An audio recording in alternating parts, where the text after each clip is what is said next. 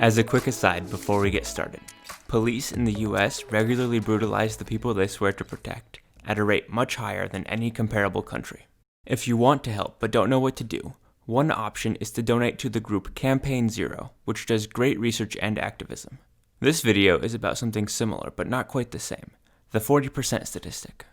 There is a domestic violence problem in the US police force. In many departments, a cop can stay on the job even after it's made clear they've been abusing their spouse. For example, take the case of Mr. Feliciano. This is a cop who was found guilty of 2 domestic violence offenses and violated a court order to stay away from his wife. The department recommended firing him, but the final decision lied with the police board, who ruled that termination was not warranted. This is unacceptable for a profession which has so much trust and power placed upon it.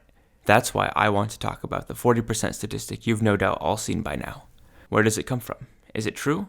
Let's find out. The source of the number is the National Center for Women and Policing. They say, 2 studies have found that at least 40% of police officer families experience domestic violence. Both of these studies they're citing are pretty old, one from 1988, the other from 1992. The first study was never published, so I can't examine it.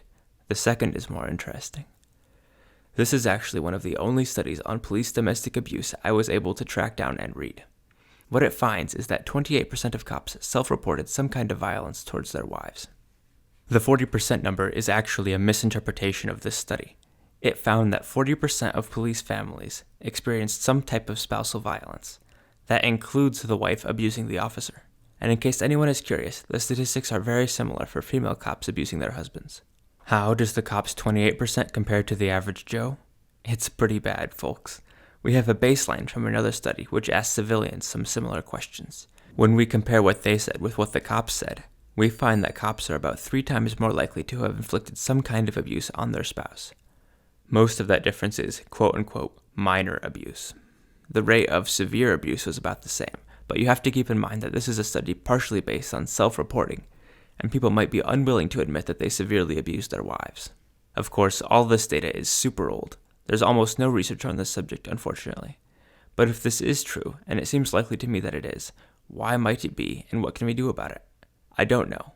Obviously, we should kick the cops out who we know do domestic abuse, and things like free therapy and counseling probably wouldn't hurt, but I expect the problem has to do with the type of person who becomes a police officer in the first place. Someone repulsed by violence will probably not want to become a cop. Anyway, thank you for watching. I know this video was a short one. Also, if my voice sounded a little weird, it's because I've been fasting for 3 days and I'm super low energy. As usual, sources for everything are in the description. See you next time.